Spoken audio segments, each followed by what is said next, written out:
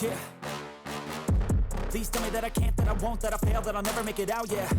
Please tell me all the bad, never good, fill my head full of every single doubt, yeah. Please say any negative thoughts, I pop off when I hear people say I cannot. I get off to the thought of proving everyone wrong, I won't stop to the top, so you better back off and get lost. I'ma stay loud, stay proud, never running out, never heading south. I'll be spreading out, call it word of mouth, can't put me down, I'll be getting loud. You can have your doubts, not what I'm about, have your fucking cloud. It be raining now, I keep making sound, go another round, bitch I'm legend bound, can't stop me now. You don't wanna fuck with me, a slow burn like a disease. What is going on, everyone? And in this video, I'm giving you my UFC 281 Adesanya versus Pereira main card predictions for the upcoming event taking place November 12th, 2022 at the Madison Square Garden in New York, New York. And this is going to be the card that we really want to look forward to, because this is not going to be like the previous card. I think everyone really wants to watch these fights that are really hyped up, right? You want to watch that main event, especially the main event like Adesanya. These guys have fought twice before in kickboxing. There's a story behind it. Even the co-main event, Esparza, I think a lot of people are hoping for Weili to get that victory over Esparza. And then Dustin Poirier taking on Chandler. I mean, that's just bound to be fireworks. Frankie, Edgar, is he going to be able to get that last win and then retire inside the UFC? Or is he going to have Gutiérrez come in there and absolutely crush him? Dan Hooker coming in, switching weights like 4 times, right? Weight divisions, taking on Claudio Puelles. Is he going to be able to get it done? Or are we going to see Puelles come up here and get another submission probably? Who knows, right? But that's why we look forward to these cards. So with that being said, let's go ahead and jump in to the first fight on the main card. In the first fight on the main card, we have Dan Hooker. And he'll be taking on Claudio, Prince of Peru. Puelles, the Hangman versus the Prince of Peru. For Dan Hooker, he's had some troubles, although it has been against literally the best guys in the division, I guess you could say. So in his previous fight, he lost to Arnold Allen, got TKO'd. That was at featherweight. And then obviously he fought before that against Islam Makhachev. He lost via submission. Chimera, which I believe was also on short notice. So, you know, not really the worst thing in the world, but still, I still think if they would fight again, he'd probably lose. Nasrat Haqparast, he defeated him by unanimous decision, and that's a guy, you know, you got to take out, right, if you want to just stay in that upper tier of UFC fighters. For Dan Hooker, he took on Chandler, lost to him, got finished pretty early on. And then against Dustin Poirier, he lost to him a unanimous decision. So his last, like, in my opinion, Dan Hooker's last real win, like against a good opponent, nothing against Haqparast, but Haqparast is not like in the top, right? Was against Paul Felder, which he won a split decision, arguably, right? Whatever it could be. He won that fight and he won a split decision in a really, really good war. But that was back in 2020 of February. So the beginning of 2020. Before that, he defeated Ally Quinta by unanimous decision, and then you're going back a little bit too far. But he's been inside of the UFC. It's just that when he fights these top level guys, he kind of gets crushed, right? He fights Islam Makhachev, crushed. He fights Arnold Allen, crushed. Chandler, crushed. Dustin Poirier, I mean, that was a really good fight, but obviously he lost a unanimous decision. So this is like one of those situations where you would think that if he's gonna beat someone, it's got to be guys like Claudio Puelles. Because for Puelles, he's coming into this fight with 5 wins and 1 loss inside of the UFC. So his only loss is his first fight in 2016. So I don't really take that for much, right? He obviously has improved since 2016. In his last fight against Clay Guida, Puelles was able to get that submission of a knee bar against Clay Guida in a fight, honestly, where Clay Guida was just kind of not. Like, he kind of just gave him the fight, right? Because Clay Guida went in for the takedown. And it's like, if you're going to go anywhere with Puelles, you know, you probably don't want to go in for that takedown that early on, right? In the first round. And yet he decided to do that. And then he got himself caught up in a little bit of a dangerous position. And then obviously Puelles took advantage of it and got the submission via knee bar. And then against Chris Gruetzemacher in his fight before that, he defeated him by submission, knee bar as well in the 3rd round. Against Jordan Levy, he defeated him by unanimous decision. And against Marcus Mariano, he defeated him by unanimous decision. And so he's obviously capable of landing knee bars. He's got three knee bars inside of the UFC. So he's one of these guys that, yeah, you just don't want to take it to the ground, right? And so that could be a little concerning because Dan Hooker hasn't necessarily had the best success against people that can kind of take him down, right? but he's also capable of landing his own takedowns. He landed 4 takedowns against Dustin Poirier. He landed 3 takedowns against Nasrat Haqparast. Obviously got taken down by Makhachev and dominated, but even against Paul Felder, he landed 1 takedown. So he can hold his own. Early on in his career, Jason Knight took him down 4 times. Yair Rodriguez took him down 2 times, but that was back in 2014 and stuff. So it's not really, lately he hasn't been getting taken down and dominated outside of Makhachev, which whatever. But against like Poirier, that's pretty impressive in my opinion to take him down 4 times. And he did unanimous decision lose to him, but it was fight of the night. It was a great fight. So in my opinion, for me, I think Dan Hooker, he fights long. I think his striking is going to be a hell of a lot better than Puelles' striking. And this is one of those things where, honestly, as long as Hooker, in my opinion, doesn't just, dive in for a takedown like 2 minutes into the fight or something, where it just looks kind of sloppy, and the next thing you know, it's over for him because he decided to go in for a takedown or something when it was just like, what are you doing? You're winning on the feet. I honestly think Hooker could piece him up from a distance. He can use that front kick because he has some pretty nasty kicks, right? He has some pretty good leg kicks, body kicks. And I feel like he could fold Claudio Puelles here. It's just that he has to be very careful early on to not be getting too much grappling and not get tied up in a knee bar, because then it's all over, right? And then it's all over. So yeah, I think Puelles is definitely dangerous with a submission, but as far as like I don't see Puelles winning via KO TKO. I don't see him like outstriking Dan Hooker. I see Dan Hooker outstriking him. And so as long as Hooker is able to just hang in there, maybe Puelles gets a little bit tired. He starts getting a little bit sloppy with the takedowns. And we kind of saw that from him, honestly, in some of his previous fights. Like, he definitely does start to get a little bit draining. And you see him just diving for those takedowns because he's trying to grab a hold of something. And for me, the veteran in the game has to be Dan Hooker. He just has to not make the wrong decisions. Don't pull a Clay Guida and just dive in for a takedown when it's like there's no reason you should be going there that early on. Like, I understand if you take him down when like he's badly hurt, but even then, man, like you're gonna be fighting a guy who can pull off a submission at any moment. So for me, just stay away from getting those takedowns early on. Light him up on the feet. Try to take him into that second round, third round, beat his ass, right? Tire him out, and then get the victory and get back in the win column. So I'm gonna go with Dan Hooker. I'm gonna take him to defeat Claudio Puelles. Take him to win by round 3 KO TKO. And so we move on into the second fight on the main card, and we have Frankie Edgar taking on Chris Gutiérrez in a bantamweight bout. 23-10-1 for Edgar, 18-3-2 for Gutiérrez. And this is going to be the retirement fight of Frankie Edgar. So obviously he's a veteran in the game, has been inside the UFC forever, has won the lightweight title before, and nothing new to him, right? He's gonna go in there, he's gonna give it his all, and being retired, being in New York, like, he's definitely going to put on a good fight, in my opinion. I mean, I think he's either going to get absolutely crushed or he's going to put on a good win and get a classic, like, decision where he's taking his opponent down, ground and pounding, stuff like that. I don't think he could do it. It's just, for me, I think he has to do a lot more, because this is not the Frankie Edgar that I think can take any big shots, right? He's not going to be trading in the pocket. Like, this is not something Frankie Edgar wants to do. So Frankie Edgar is coming off a loss against Marlon Vera, and in that fight, he lost via KO TKO kick. I mean, got absolutely crushed against Corey Sandhagen, got flying kneed into the next round. He defeated Pedro Munoz by split decision in a fight, I'll give it to him, right? It was pretty decent, got the 2 takedowns, but it wasn't anything crazy, and honestly, he was very conservative as far as like trading with Pedro Munoz. And Munoz is one of these guys where if he can't get you into that brawling pocket style fighting, he kind of just doesn't have any luck with the wins. I mean, he's good, but at the same time, it's not like Pedro Munoz is winning all of his fights, right? He definitely struggles when he fights people that aren't willing to engage with him, because he's a fun fighter, whatever. But for Frankie Edgar, so he keeps fighting top level guys. He fought Chain Sung Jung, absolutely destroyed. Lost to Max Holloway, just got outstruck in that fight. Was able to get 1 takedown, but overall got his ass beat. I guess that was actually a pretty decent fight for him, even though he lost it. It wasn't like the worst beating in the world.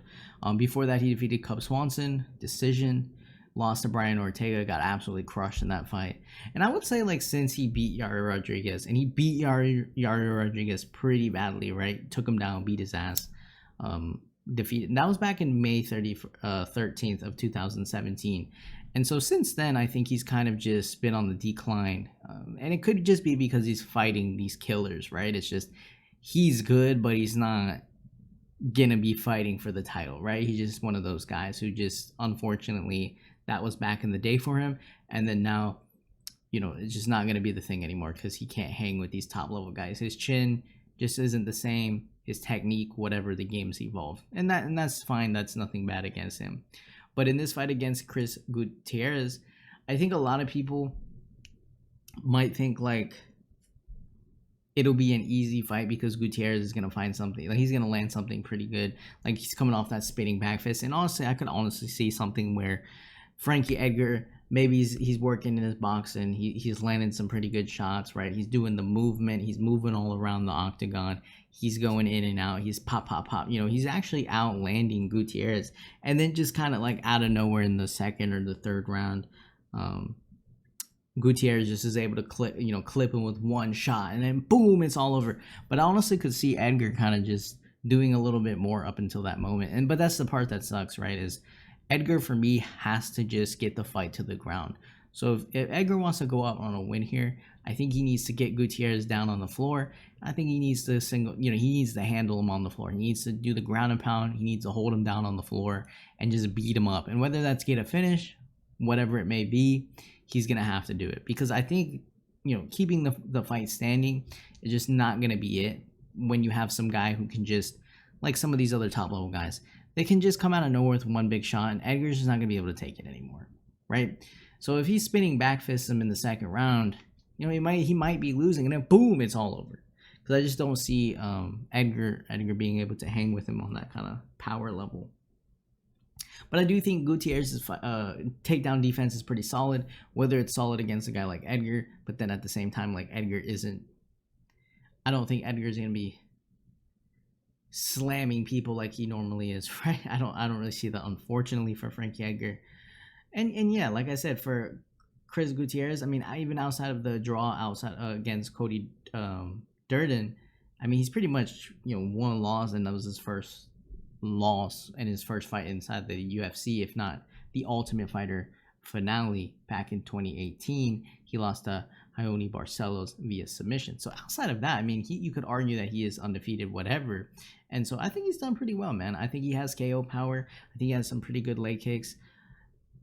You know, I expect him to show some pretty good takedown defense. It's just a matter of whether or not Gutierrez gets outpointed or taken down and held down by Edgar, or if Gutierrez is able to, you know, I don't know if he's going to be the one pressing forward, but I definitely think if he can land some, you know, if he can take away the movement with some leg kicks against Edgar, if he can go to the body, and then if he can also, honestly, even if he can also get a little bit crazy exchanges, you know, that's not going to be good for Edgar either. So I like Chris Gutierrez in this one. It's just one of those fights where, unfortunately, like if it was a younger Edgar, I'd be like, you know, maybe he gets dropped a couple of times, but he's going to get those takedowns. He's going to smash him, right? He's going to take him down, get it, you know, outbox him on the feet. He's going to be the faster fighter or whatnot. But unfortunately for this one, I just feel like Edgar might be winning, and then he'll just get clipped and it'll be all over. And that'll be it. So I don't really look at Chris Gutierrez necessarily as like the next coming champion or something like that. I definitely don't think it's a situation like that, but I do think, I mean, he's got to be pretty motivated to defeat a legend going out on this fight or whatnot. So I'm going to go Chris Gutierrez on this one. I think he might be losing, but then he lands something big and puts Edgar down. So I'm going to go Chris Gutierrez to defeat Frankie Edgar. I'll take him to win by round 2 KO/TKO. And so we move on into the third fight on the main card. We've got Dustin Poirier taking on Michael Chandler. 28-7 for Poirier in one no contest. 23-7 for Michael Chandler in a lightweight bout. So this is a very important fight in the lightweight division. At this point, pretty much any, you know, I think they're talking about whoever wins this ends up fighting Makhachev, which, you know,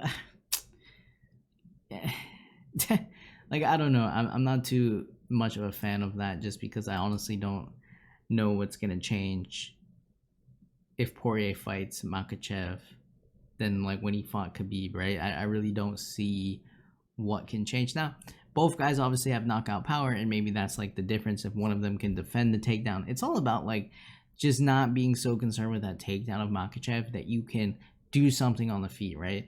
These guys just get so, they're anticipating getting taken down so much that they just kind of black out and lose focus.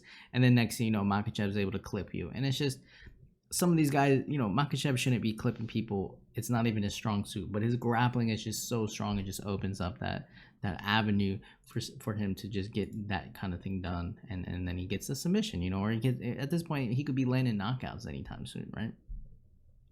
So for Dustin Poirier, he's coming into this fight with the loss over against Charles Oliveira in a fight that, you know, he was definitely arguably winning at moments, and, you know, he even dropped Oliveira. Everyone drops Oliveira, but he was definitely winning. And then, you know, Oliveira just kept coming, and it's not a guy that you want on your back or anything like that. And it's a tough outing anytime.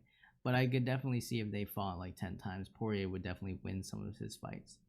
And then before that, he took on Conor McGregor twice. In my opinion, that was kind of a wasted thing to fight again. You know, he says like, who's the hardest hitter that you've ever fought, Conor McGregor or whatever. But even in those fights, Conor McGregor fighted very one-dimensional. He's trying to take your head off. He's trying to land that left hand, and then he kind of just gasses out slowly. Whereas Poirier, he ate some of those shots. He made him miss a little bit, and then he was able to light him up with his own shots.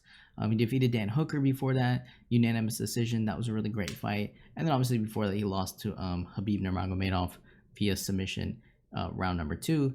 Defeated Max Holloway, Eddie Alvarez, Justin Gaethje. So yeah, I mean, Dustin Poirier's kind of done that same thing where he's been in the very top. He's fought for the championship twice, and then he's unfortunately lost, right? So, but at the same time, he's dominant when he fights other people. He just can't get past that like challenge when he fights the title for the title, and that's unfortunate.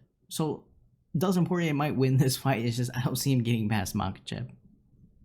And then you have Michael Chandler coming into this fight with a win over Tony Ferguson via KO kick. You know, front kicked him into the next shadow realm. Absolutely crushed him. Chandler even got clipped in that fight, right? He definitely got clipped in that fight against Ferguson. It's just the way he fights. It's just very... He'll throw these big shots and he'll be exposed, and then like if you're just a better striker, you could take advantage of these moments, or you can kind of get him into this thing where you're just gonna try to swing with him and brawl out with him like Gaethje did, and then you can break him. Because I do think Chandler is actually better when he's not fighting like that. Like, it is exciting, but we saw him against Charles Oliveira, and when he clipped him and he got super excited, whatever, and then come around the second round, he might have just let his guard down because he's like, oh, I can drop this guy. And next thing you know, he's getting clipped by Charles Oliveira. He obviously sent Dan Hooker home, KO. That was a pretty good one. That was a good one. And then I think he needs to have more patience. Like, I know, I mean, he's even said stuff like, oh, you know, I'm not going to do too much of that fighting for the fan stuff anymore. And just, he wanted to make it exciting or whatever, But like, if he wants to get into that title, if he wants to fight at least once for the title against like Makhachev, for example, get his chance against him, he's gonna have to not fight wild. It's just not gonna work, right? And so for me, Dustin Poirier, you know, I know this guy is tough. I know this guy can land some, like, he can rack up total strikes, right? He can definitely go for it, and he'll be there, you know, 5th round, 4th round. He's done this before. He's fought killers, you know, in his Justin Gaethje fight. He was able to go toe-to-toe with him, and then in the 4th round, he was able to get the finish against a guy like Justin Gaethje, who doesn't really get finished, and we saw Gaethje defeat Chandler. So I'm not concerned with Poirier not being able to hang in there in the 4th round, right, or the 5th round. I really do think Poirier is going to fight this one smart, and he could put Chandler away, and honestly, Chandler could clip him. It just depends on how they fight, I guess. But I still like Poirier just because he's not going to headhunt with one shot, right? He's not going to just try to overhand, boom, or land like a big kick. Like, I think he can mix it up a little bit better. And he can land submissions if he needed to do so. Not that he's got any submissions, like, recently. If anything, he's been submitted. But I think that could be there defensively, especially if he's getting taken down by Chandler. And then yeah, I just think overall Poirier could light him up on the feet, out volume him, and fight a little bit smarter, not get crazy with it. He's gonna have to watch out because Chandler could drop a bomb on him and then he goes rolling around on the floor. But in those chaotic moments, I still think Poirier is going to be able to land the better shots. And if we're in that 4th and 5th round, Chandler might be a little bit done because I still think he looks. I know he says like he wants to slow that part of it down or whatever, but I still think he is.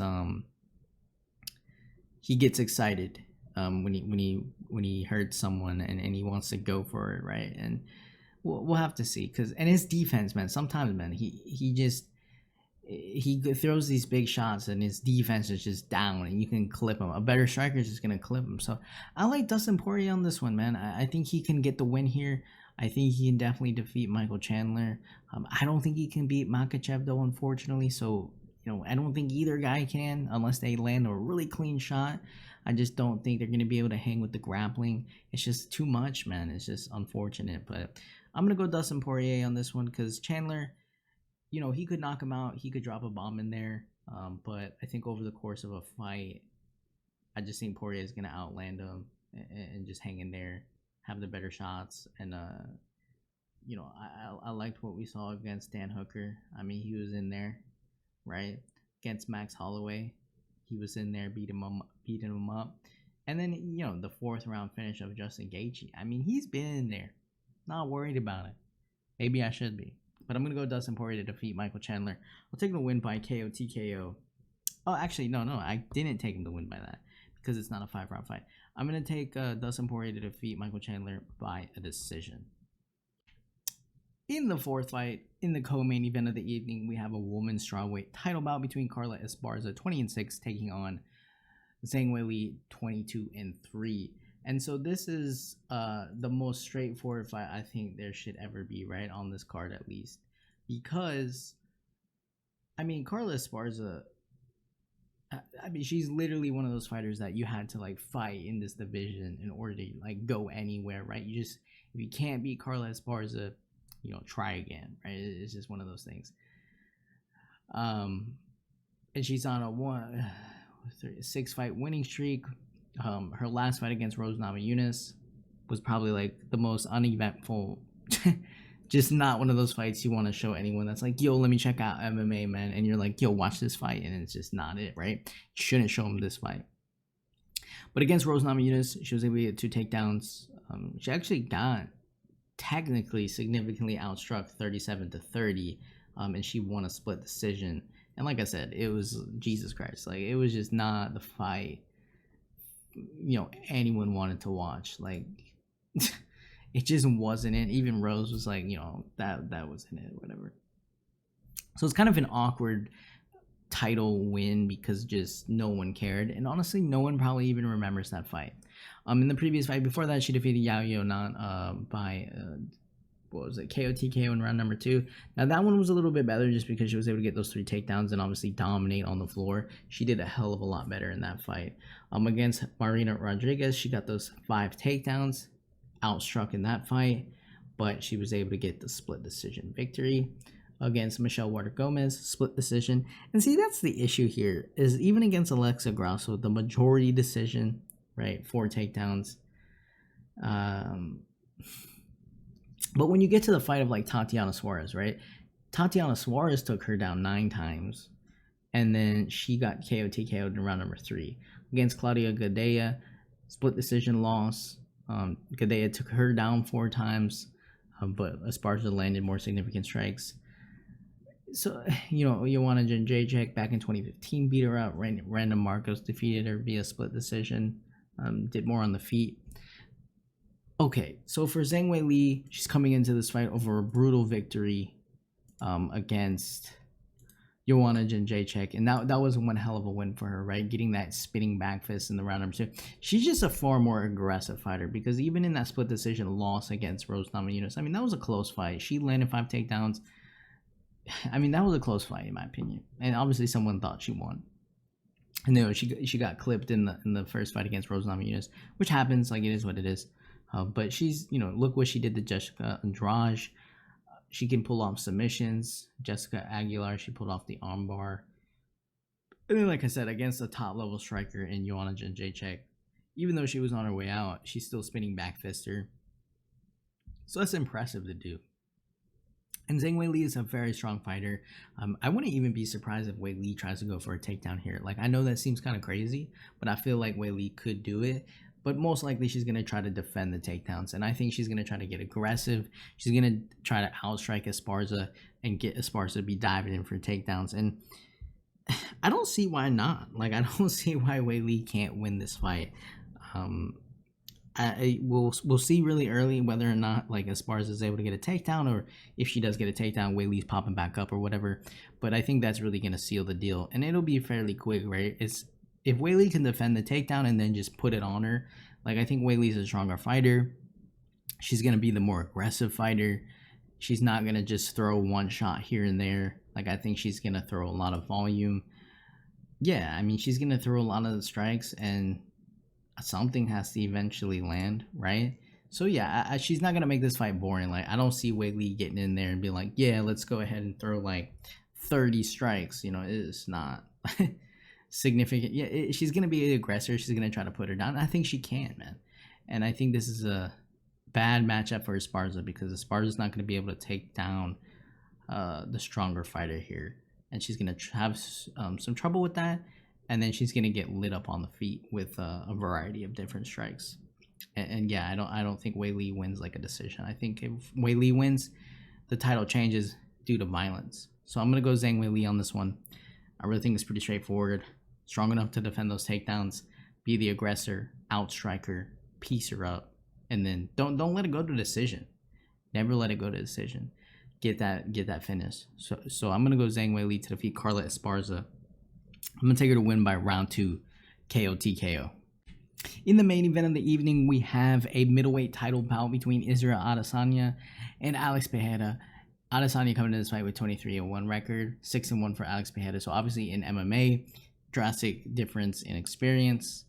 The champion Adesanya has better, more experience by far than Pereira. And I think personally that matters, just because we've never seen Adesanya land a takedown inside the UFC, let alone even like awkwardly attempt to go for one.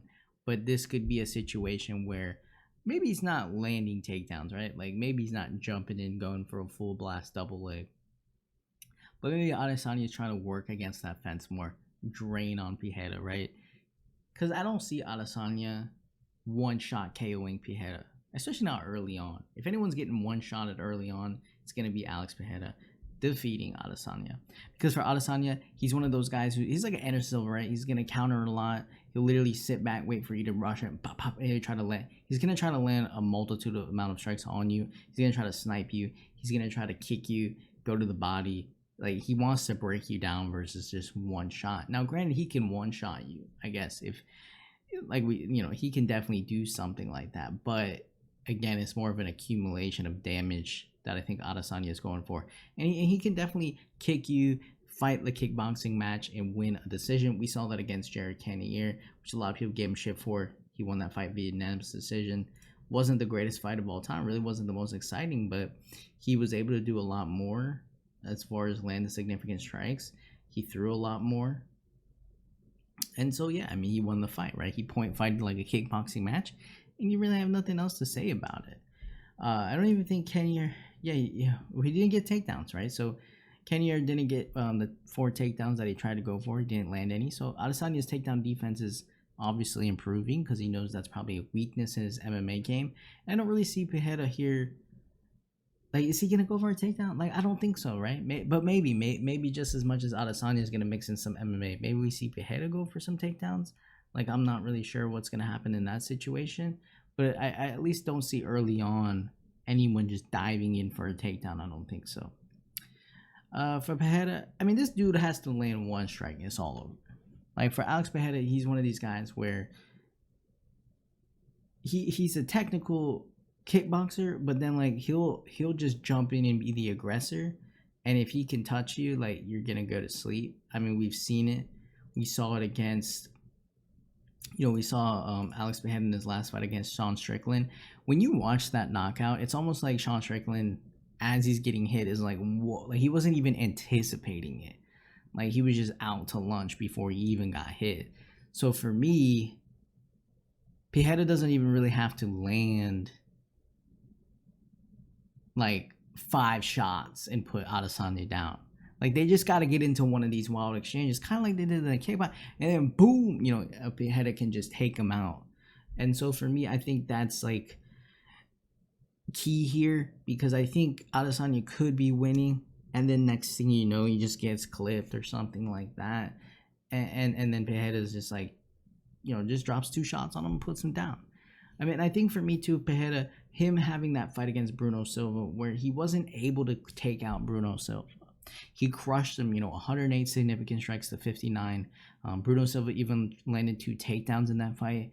But no matter what Pereira was landing on him, and he even got clipped towards the end of the fight too. I mean, he was obviously lighting him up with uppercuts. He was ripping him out. Like he was definitely piecing him up. But Silva wasn't going to go down, and that's why he won a unanimous decision. But I think that's important to have, because he was able to face a little bit of adversity, face a little bit of a moment where it's like, damn, this dude's not going to go down, so I gotta, I don't know, I just gotta keep going and going. You have to fight a little bit more. It's not like I'm just knocking dudes out in 20 seconds. So I think that fight against Bruno Silva was pretty good for him. He had to get a little bit more. Had to dig a little bit deeper to really hang in that fight, make sure he didn't get KO'd or anything like that. Defend some takedowns, right? Well, how many takedowns was it against Bruno Silva? So Bruno Silva landed 2 of 8, so he defended 6 takedowns for Alex Pereira. So yeah, that's a good experience too.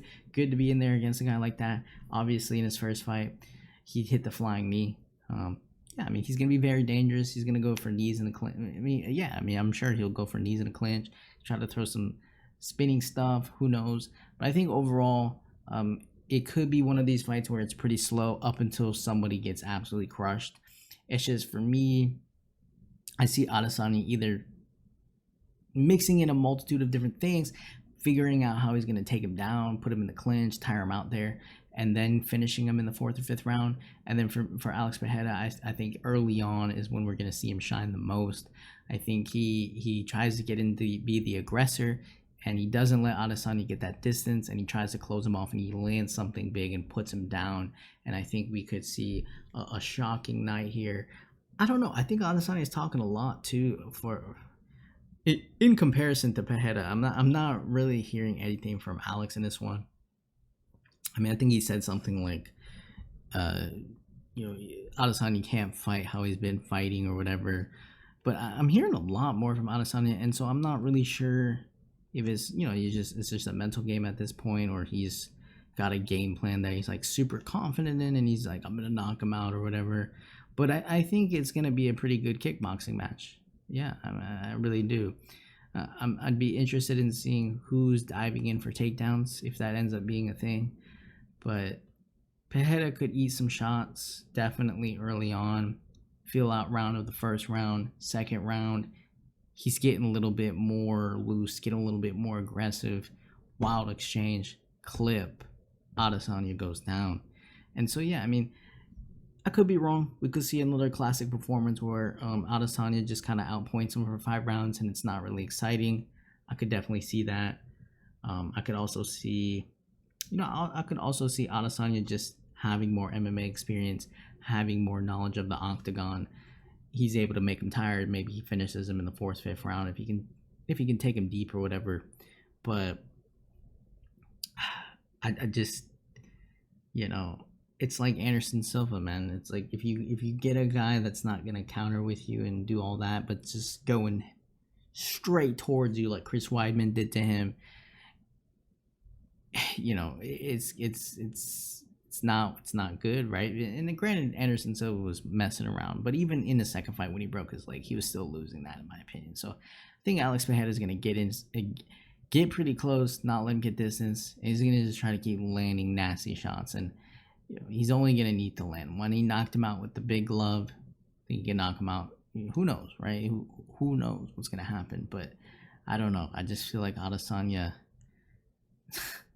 Be real careful on this one because he gets clipped. It's gonna be all over. So I'm gonna go Alex Pereira on this one. I think we see some violence finally. I think we get some violence in this one. I'm gonna go Alex Pereira to defeat Israel Adesanya. I'll take him to get the victory. I'll take him to become the champion. I'll take him to win by round 2 KO TKO. So that'll do it, guys, for my UFC 281 main card predictions for the upcoming event taking place this Saturday, November 12th, 2022, New York City, New York. Looking forward to the main card. Hope you guys are too. Thank you guys for watching. Hit the like button, hit the subscribe button, leave your comments down below. Tell me who you're picking. Who do you got? Adesanya, Pereira? You know what? I'll see you guys in the next video.